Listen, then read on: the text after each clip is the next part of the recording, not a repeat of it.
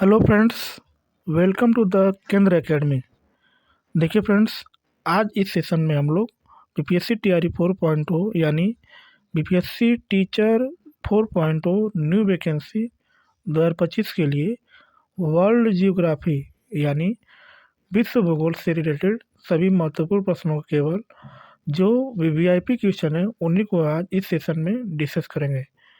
ये सारे प्रश्न आपके एग्ज़ाम के दृष्टिकोण से यानी बीपीएससी टीआरई 4.0 के दृष्टिकोण से काफ़ी इम्पोर्टेंट होंगे।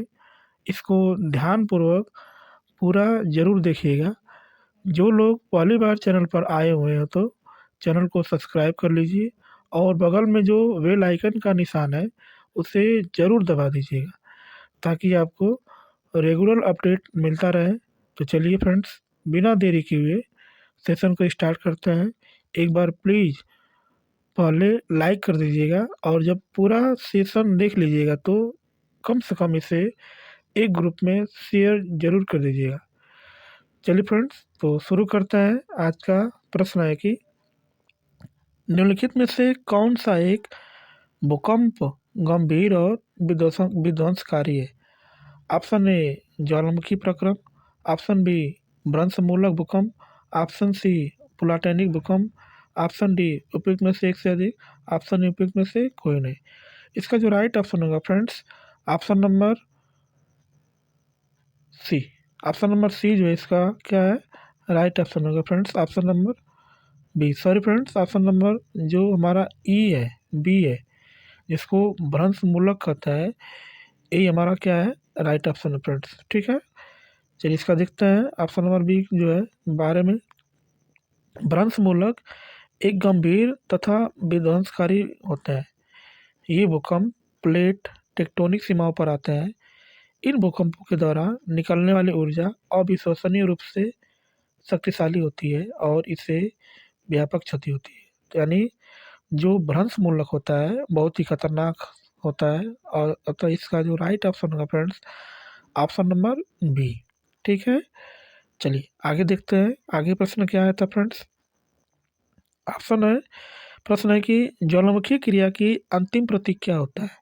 Option A geyser, option B crater, option C धुआरा जिसको हम लोग वाती मुख कहते हैं, ऑप्शन डी उपयुक्त में से एक से अधिक, ऑप्शन उपयुक्त में से कोई नहीं। इसका जो फ्रेंड्स राइट ऑप्शन होगा फ्रेंड्स, धुआरे। धुआरे जो होता है ज्वालामुखी का अंतिम प्रतीक होता है। ठीक है, ज्वालामुखी क्रिया के अंतिम प्रतीक धुआरे हैं। गेसर गर्म जल के स्रोत है जिनसे समय समय पर गर्म जल फुहारे के रूप में निकलते हैं। ज्वालामुखी छिद्र के ऊपर स्थित की प्रकार गर्त को क्रेटर कहते हैं। ठीक है, चलिए आगे। आगे प्रश्न दिया है कि टफ किससे संबंधित है। बहते जल से परिवहन, ज्वालामुखी राख, अवसादी परत, उपयुक्त में से एक से अधिक, उपयुक्त में से कोई नहीं। इसका जो फ्रेंड्स राइट ऑप्शन होगा फ्रेंड्स, ज्वालामुखी राख। टफ किसको हम लोग बोलते हैं, तो ज्वालामुखी जो राख होती है उसको क्या बोलता है, टफ बोलता है। ठीक है, टफ किसी ज्वालामुखी उद्गार के दौरान बाहर निकली ज्वालामुखी राख के स्वपिंडन से गठित सेल का एक प्रकार है। टफ को कभी कभी टूफा भी कहा जाता है, खासकर तब जब एक निर्माण सामग्री के रूप में इस्तेमाल किया जाता है। हालांकि टूफा भी एक प्रकार का अलग प्रकार का सेल है। यदि किसी सेल में टफ का प्रतिशत 50 से अधिक होता है तो वह एक सेल टफमय कहलाता है। क्या कहलाता है, टफमय। ठीक है, चलिए आगे प्रश्न फ्रेंड्स आया है कि वृंश स्कार्प होता है। ऑप्शन ए संरचनात्मक, ऑप्शन बी अपवर्तनात्मक, ऑप्शन सी विवर्तनिक, ऑप्शन डी उपयुक्त में से एक से अधिक, ऑप्शन ई उपयुक्त में से कोई नहीं। इसका जो राइट ऑप्शन होगा फ्रेंड्स, ऑप्शन नंबर सी।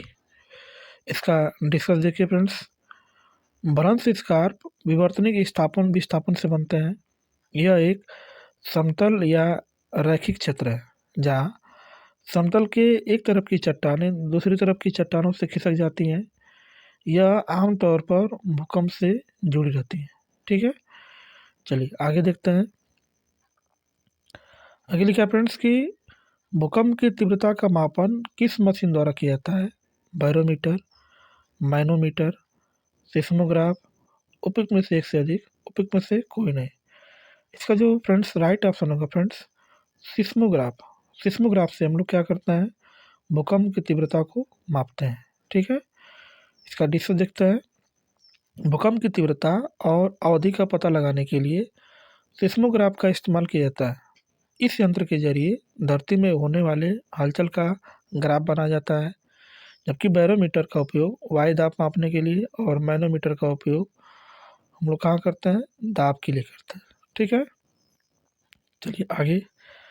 आगे फ्रेंड्स आया है कि रिएक्टर स्केल किस मापक का पैमाना है, ज्वालामुखी उद्गार का, बाढ़ की तीव्रता का, भूकंप का, उपयुक्त में से एक से अधिक, उपयुक्त में से कोई नहीं। इसका जो राइट ऑप्शन होगा फ्रेंड्स भूकंप। भूकंप जो है रिएक्टर स्केल जो है उसमें इसका मापक का एक पैमाना होता है। ठीक है, चलिए आगे। आगे लिखा है फ्रेंड्स कि निम्नलिखित में से कौन सा भूकंप की गहनता नापने हेतु उपयोग में लाया जाता है, रिएक्टर पैमाना, मर्केली पैमाना, महान हार्बर जंग, उपयुक्त में से एक से अधिक, उपयुक्त में से कोई नहीं। इसका जो राइट ऑप्शन होगा फ्रेंड्स मर्केली पैमाना। मर्केली पैमाने के द्वारा हम लोग क्या करते हैं, भूकंप की गहनता को मापने के लिए हम लोग इसका यूज करते हैं। ठीक है, मर्केली पैमाना भूकंप की तीव्रता नापने हेतु उपयोग में लाया जाता है। भूकंप की गहनता का मापन भूकंप की तीव्रता और उसके परिमाण से निकाला जाता है, जहाँ तीव्रता भूकंप मापन की गुणात्मक इकाई है, वहीं परिमाण मात्रात्मक इकाई है। ठीक है, तो इसका ऑप्शन जो होगा हमारा कौन सा ऑप्शन है, ऑप्शन नंबर बी, मर्केली पैमाना। ठीक है, आगे देखते हैं फ्रेंड्स क्या लिखा है। भूकंप के संबंध में निम्नलिखित में से कौन सा कथन सत्य है, पी तरंगे अनुप्रस्थ तरंगे, पी का मतलब प्राइमरी तरंगे, अनुप्रस्थ तरंगे हैं, धरातल पर उद्गम केंद्र के ऊपर के स्थान को अधिक केंद्र कहते हैं, जानवरों के व्यवहार का अध्ययन स्थानीय लोगों द्वारा अपनाई गई भूकंप की भविष्यवाणी के तरीकों से एक है, उपयुक्त में से एक से अधिक, उपयुक्त में से कोई नहीं। इसका जो फ्रेंड्स राइट ऑप्शन होगा फ्रेंड्स उपयुक्त में से एक से अधिक। ठीक है, चलिए इसका डिस्कस देखते हैं। भूकंप में तरंगों के धरातल पर उद्गम केंद्र के ऊपर के स्थान को अधिक केंद्र कहते हैं। भूकंप की भविष्यवाणी के अध्ययन में जानवरों के व्यवहार का अध्ययन एक कारगर उपाय है, जिसे स्थानीय लोगों मुख्यतः जनजाति व पहाड़ी वासियों द्वारा अपनाया जाता है। भूकंप के दौरान मुख्य रूप से 3 प्रकार की तरंगें उत्पन्न होती हैं। पहला, प्राथमिक अथवा अनुदैर्ध्य तरंग, इन्हें पी तरंगें भी कहा जाता है। ये सबसे पहले धरातल पर पहुंचती है। यश तरंगों की तुलना में पी तरंगें 60% अधिक तीव्र होती हैं। पी तरंगें क्या होती हैं, अधिक तीव्र होती हैं, लगभग 66%। ठीक है, आगे दूसरी जो तरंग होती है द्वितीयक अथवा अनुप्रस्थ तरंगें, इन्हें एस तरंगें भी कहा जाता है। ये केवल ठोस माध्यम में ही विचरण करती हैं।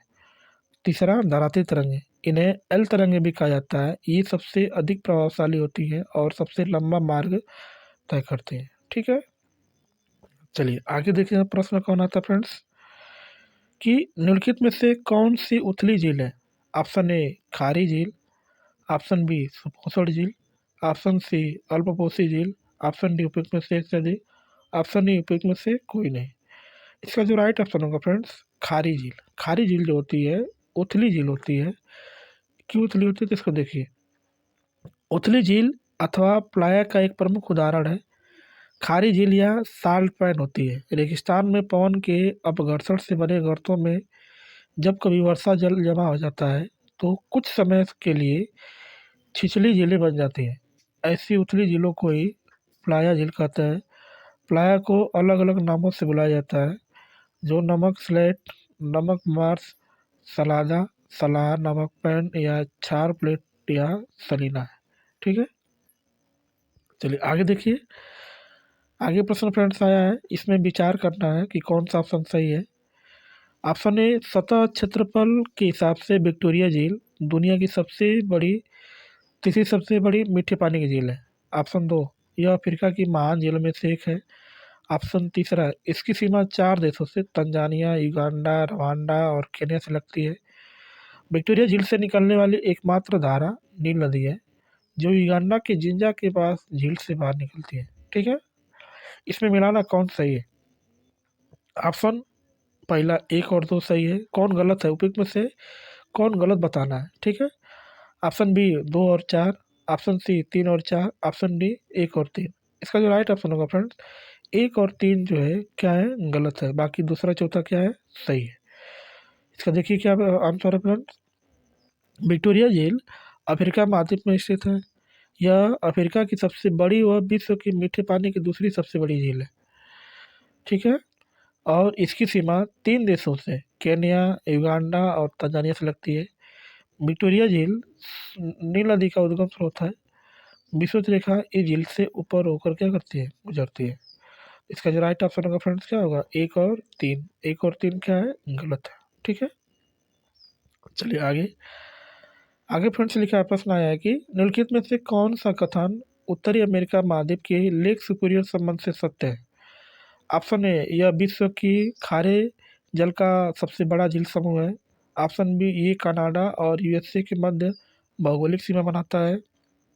ऑप्शन सी, ये दोनों देशों के मध्य लगभग 1700 किलोमीटर लंबी सीमा बनाती है। उपयुक्त में से एक से अधिक, उपयुक्त में से कोई नहीं। इसका जो राइट ऑप्शन होगा फ्रेंड्स ऑप्शन नंबर बी, उपयुक्त में से एक से अधिक। ठीक है, इसका डिस्कस देखिए। सुपीरियर झील उत्तरी अमेरिका महाद्वीप में कनाडा और संयुक्त राज्य अमेरिका के मध्य भौगोलिक सीमा बनाती है। सुपीरियर झील विश्व की तीसरी सबसे बड़ी झील है। यहाँ सुपीरियर सहित यूएसए की सीमा में संयुक्त रूप से जुड़ी 5 झीलें पश्चिम से पूर्व सुपीरियर, मिशिगन, ह्यूरन, ईरी और अंटोरियो स्थित है। पश्चिम से पूर्व की ओर पूछेगा तो क्या बताएंगे, सुपीरियर, मिशिगन, ह्यूरन, ईरी और ओंटारियो।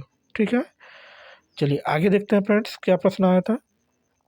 फ्रेंड्स निम्नलिखित में से कौन सा देश अमेजन नदी बेसिन का एक हिस्सा है। Argentina, Chile, Venezuela.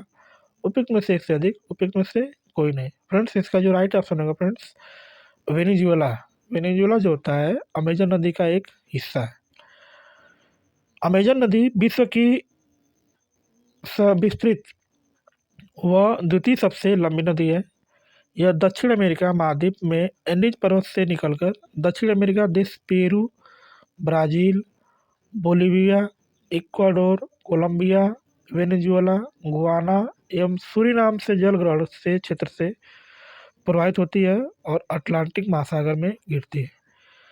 तो आपसे पूछ सकता है कि अमेजन नदी कहाँ गिरती है, तो आप कहाँ बताएंगे, अटलांटिक महासागर में जाती है। ठीक है, चलिए आगे। आगे लिखा फ्रेंड्स कि एल नीनो धारा कहाँ प्रवाहित होती है। ऑप्शन ए, प्रशांत महासागर में। ऑप्शन बी, हिंद महासागर में। ऑप्शन सी, बंगाल की खाड़ी में। ऑप्शन डी, उपयुक्त में से कोई नहीं। इसका जो राइट ऑप्शन होगा फ्रेंड्स प्रशांत महासागर में जो है एल नीनो धारा प्रवाहित होती है। ठीक है, एल नीनो धारा प्रशांत महासागर में प्रवाहित होती है। एल नीनो एक जलवायु पैटर्न है जो पूर्वी उष्णकटिबंधीय प्रशांत महासागर में सतही जल के असामान्य रूप से तापन की स्थिति को दर्शाता है। ठीक है, चलिए आगे देखते हैं फ्रेंड्स क्या उत्तर आया। फ्रेंड्स प्रश्न आया है, पनामा नहर निम्नलिखित में से किसको जोड़ती है। अटलांटिक महासागर और प्रशांत महासागर को, प्रशांत महासागर और हिंद महासागर को, अटलांटिक महासागर और पीला सागर को। उपयुक्त में से एक से अधिक, उपयुक्त में से कोई नहीं। इसका जो राइट ऑप्शन होगा friends option number A. Option number A क्या है, सही है। अटलांटिक महासागर और प्रशांत महासागर को जो है ये पनामा नहर जोड़ती है। ठीक है, इसका डिस्कस देखिए। पनामा नहर अटलांटिक महासागर एवं प्रशांत महासागर को जोड़ती है। पनामा नहर मानव निर्मित एक जलमार्ग है। यह पनामा देश में स्थित है। क्योंकि यह अमेरिका ने ही पनामा नहर को बनाया था, तो अमेरिका वालों ने जो है पनामा देश को दे दिया था। लेकिन अब अमेरिका, चूँकि अमेरिका के राष्ट्रपति डोनाल्ड ट्रंप बन गया है 2025 में, तो अब जो है डोनाल्ड ट्रंप कह रहे हैं कि पनामा नदी को हम लोग लेके रहेंगे। ठीक है फ्रेंड्स, चलिए फ्रेंड्स वीडियो को यहीं पे समाप्त करता है। यदि सेशन आपको अच्छा लगा होगा तो अपने एक ग्रुप में शेयर जरूर करें फ्रेंड्स। ठीक है, इस वीडियो को देखने के लिए आपका बहुत बहुत धन्यवाद। Thank you so much.